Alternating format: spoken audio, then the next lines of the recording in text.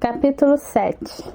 Decisão. Dominando o hábito de deixar para depois. O 7º passo em direção à riqueza. A análise apurada da vida de mais de 25 mil homens e mulheres que haviam experimentado algum tipo de fracasso apontou para o fato de que a falta de decisão estava perto do topo da lista das 30 principais causas de fracassos. Isso não é apenas teoria, é fato. O hábito de adiar as tarefas, a procrastinação, é o oposto da decisão e um inimigo muito comum. Praticamente todas as pessoas precisam trabalhar esse aspecto. Ao terminar de ler este livro e com a disposição de colocar em ação os princípios descritos, você terá a oportunidade de testar a sua capacidade de alcançar decisões rápidas e precisas.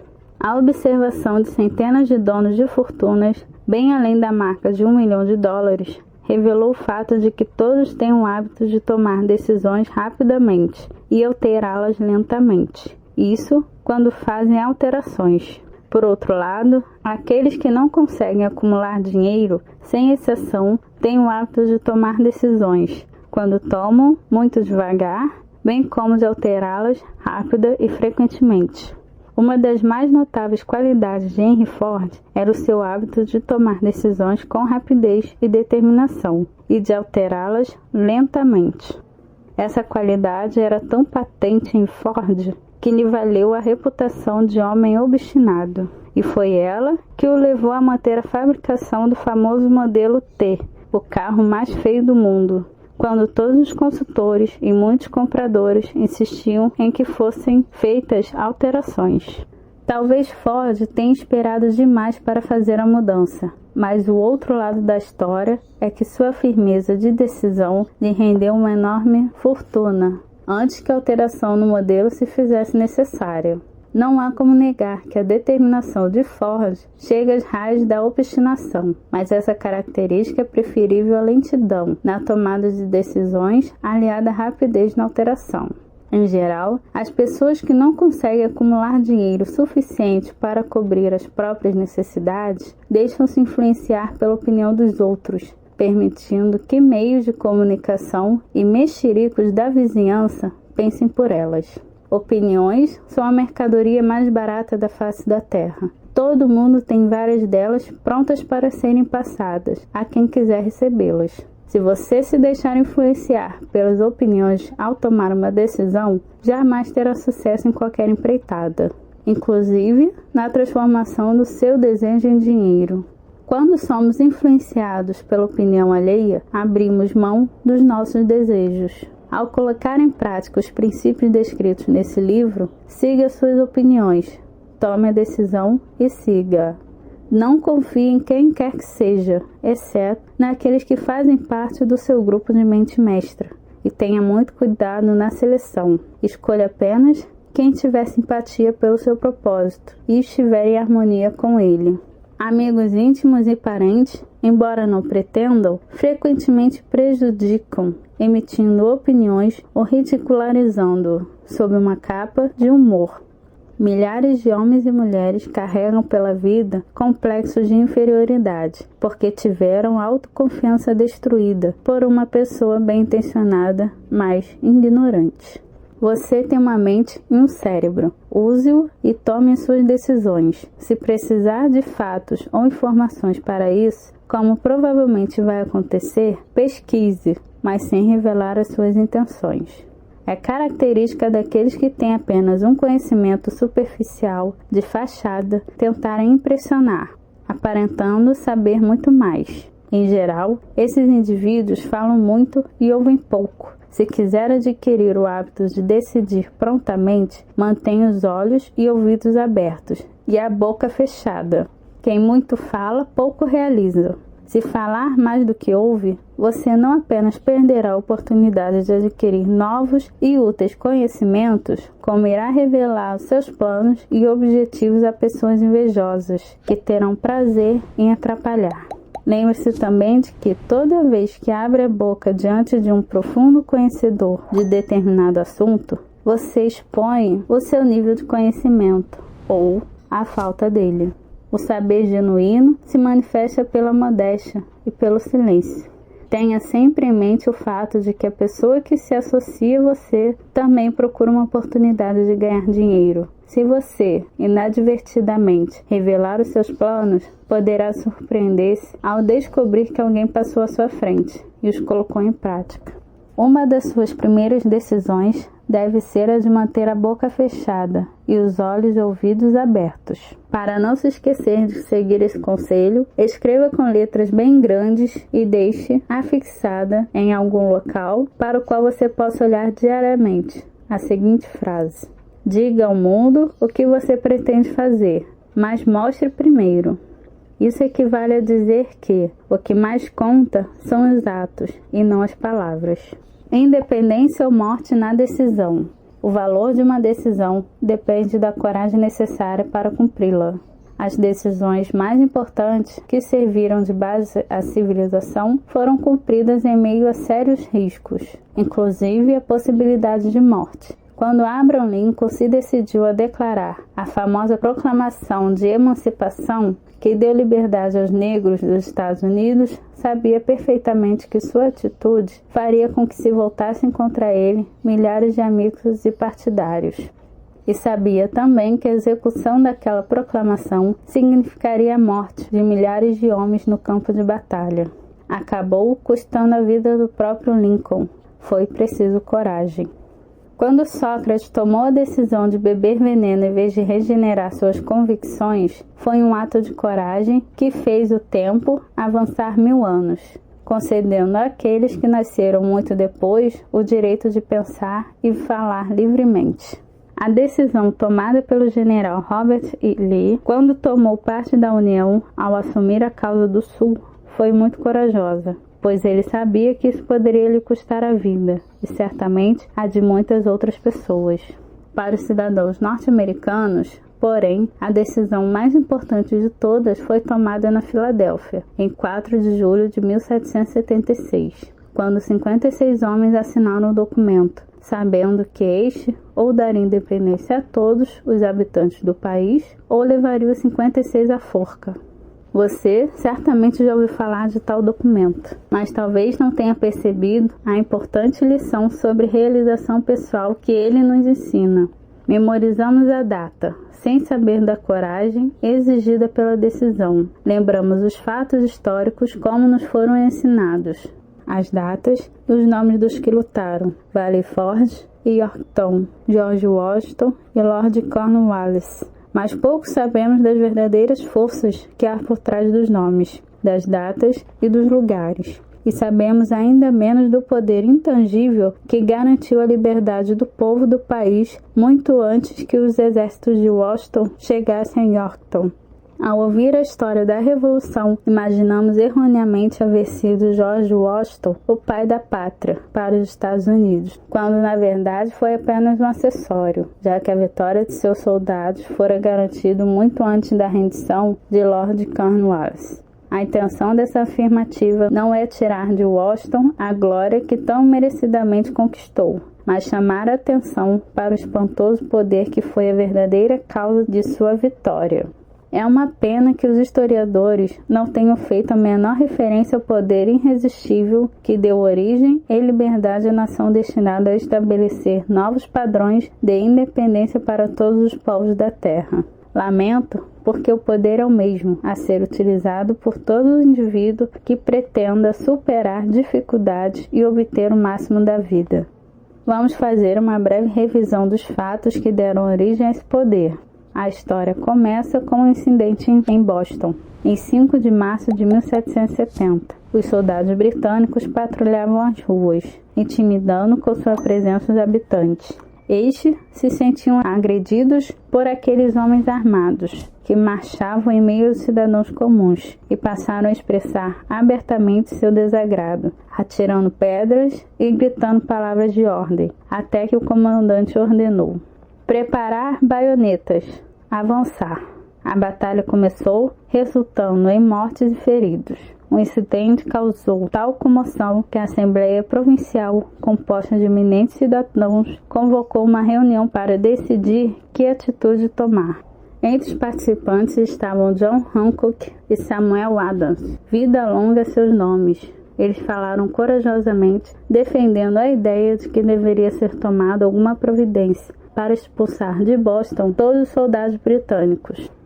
Lembre-se disto: a decisão tomada na mente de 2 homens pode ser considerado o início da liberdade de que hoje desfruta o povo dos Estados Unidos. Lembre-se também de que a decisão daqueles 2 homens exigiu fé e coragem, porque era perigosa.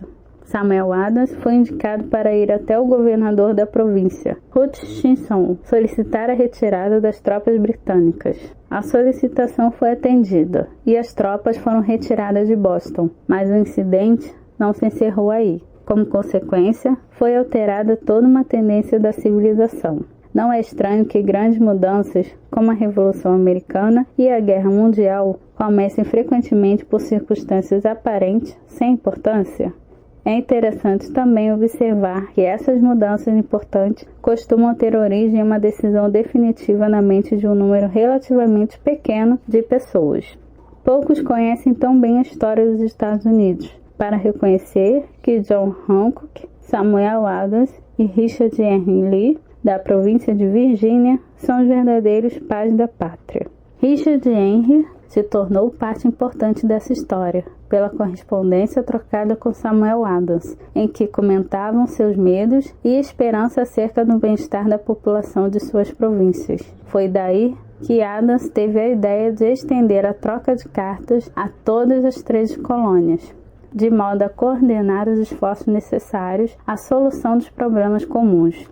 Em março de 1772, 2 anos depois do combate nas ruas de Boston, Adams apresentou essa ideia à Assembleia, propondo a criação de um comitê de correspondência, com um representante em cada colônia, a fim de estabelecer uma cooperação amigável para o bem das colônias da América Britânica. Preste atenção neste fato. Foi o começo da organização do imenso poder que daria liberdade ao novo país. A mente mestra estava organizada: Adams, Lee e Hancock. E digo ainda que, se 2 de vocês se unirem para fazer um pedido, ele será atendido pelo meu Pai, que está no céu. O comitê de correspondência foi instalado. Observe que a inclusão de representantes de todas as colônias crescia o poder da mente mestra, por meio do primeiro planejamento organizado dos colonos descontentes. A união faz a força. Os cidadãos das colônias vinham de combates desorganizados contra os soldados britânicos, em incidentes similares à revolta de Boston, sem qualquer resultado. As queixas individuais ainda não estavam consolidadas na mente mestra. Antes de Adams, Hancock e Lee, nenhum grupo havia reunido corações, mentes, almas e corpos em uma decisão definitiva para enfrentar de uma vez por todas suas dificuldades. Enquanto isso, os ingleses não estavam inertes. Faziam também seu planejamento e organizavam sua mente mestra, com a vantagem de contar com recursos como dinheiro e tropas organizadas. A coroa britânica indicou Gage para substituir Hutchinson no governo de Massachusetts. Um dos primeiros atos do novo governador foi enviar um mensageiro ao encontro de Samuel Adams para tentar convencê-lo a interromper a oposição, através do medo. Para entender melhor o espírito do que aconteceu, vamos ver como foi a conversa entre o coronel Fenton, mensageiro enviado por Gage, e Adams. Coronel Fenton: fui autorizado pelo governo Gage a garantir, Sr. Adams, que ele está disposto a conceder-lhe benefícios, tentativa de conquistar Adam com promessa de suborno, sob a condição de que prometa interromper a oposição às medidas do governo.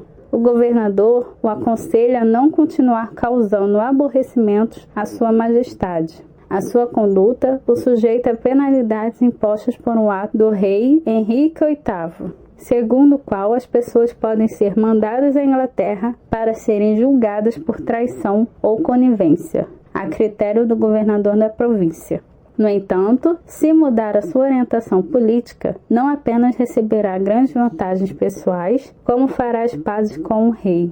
Entre 2 opções, Samuel Adams tinha de tomar uma decisão: interromper a oposição e receber vantagens pessoais, ou manter a oposição e correr o risco de ser enforcado.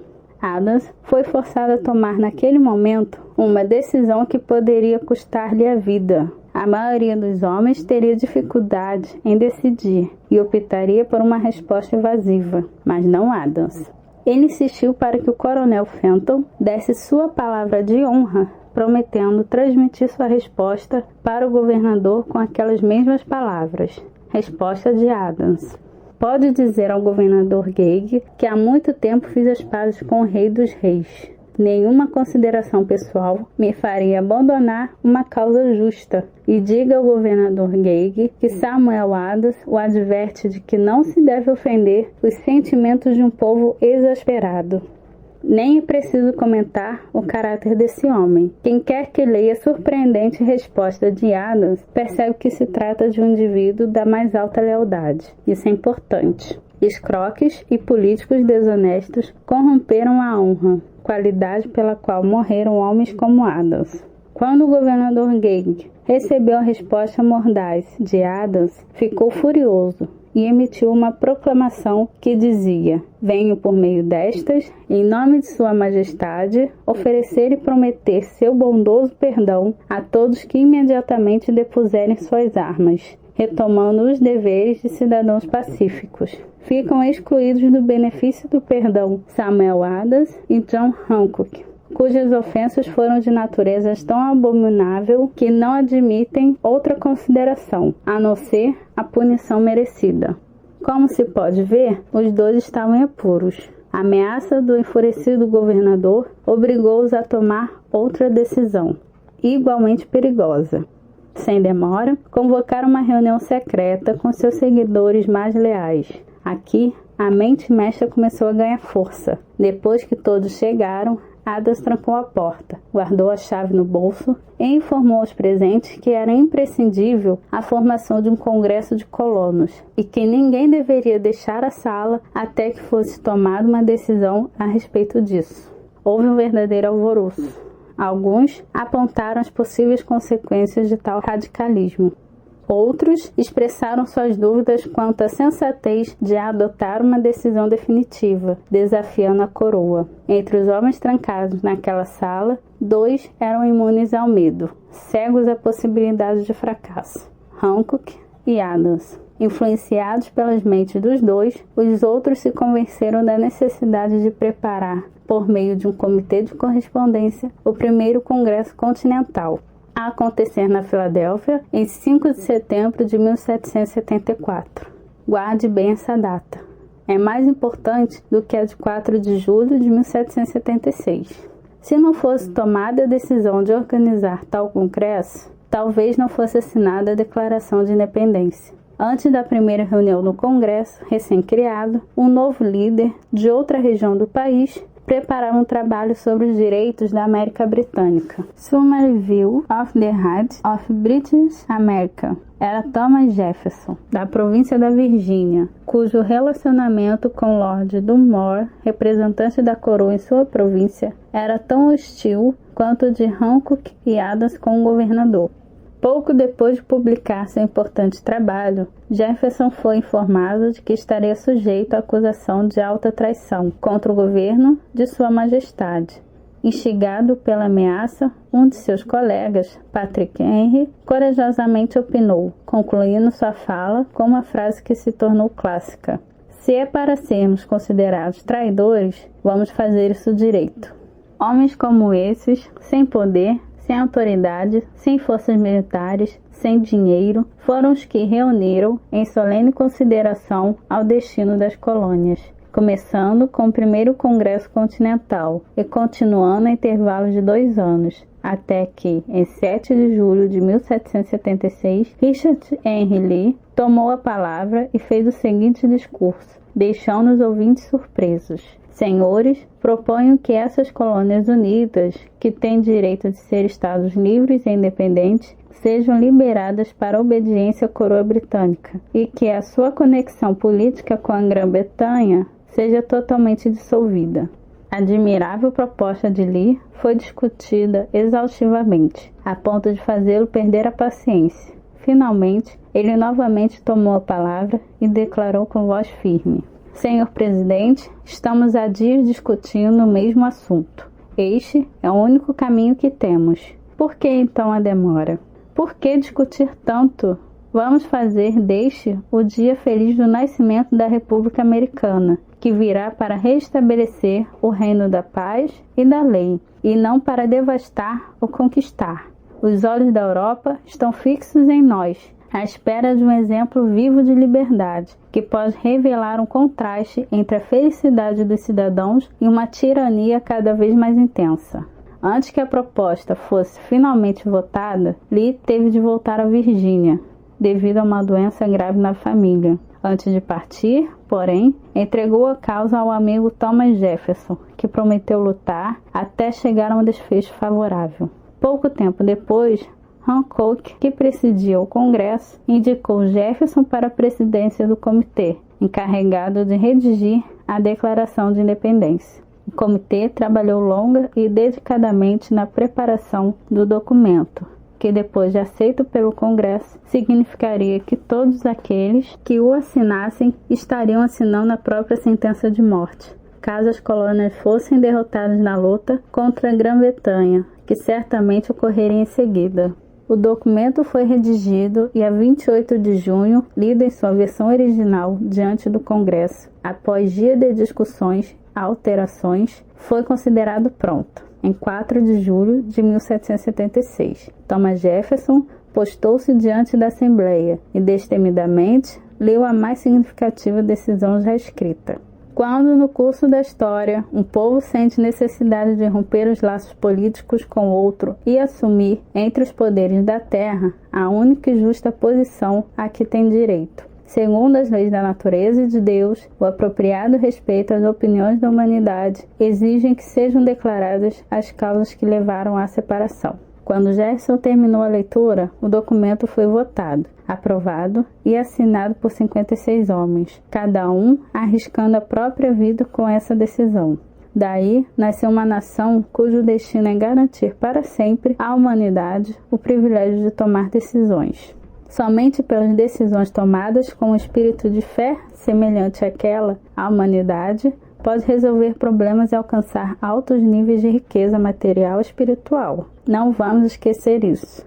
Analise os acontecimentos que levaram à Declaração da Independência e convença-se de que os Estados Unidos, que hoje ocupam uma posição de poder e respeito entre todas as nações do mundo, nasceram de uma decisão criada por uma mente mestra de que faziam parte 56 homens. Repare que está aí a origem do sucesso das tropas de Washington, pois todos os soldados levavam no coração o espírito daquela decisão, como uma força que não reconhece o fracasso.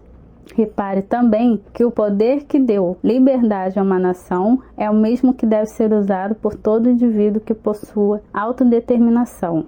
Tal poder é a soma dos princípios descritos nesse livro. Não é difícil identificar, na história da Declaração de Independência, pelo menos 6 desses princípios: desejo, decisão, fé, persistência, mente mestra e planejamento organizado.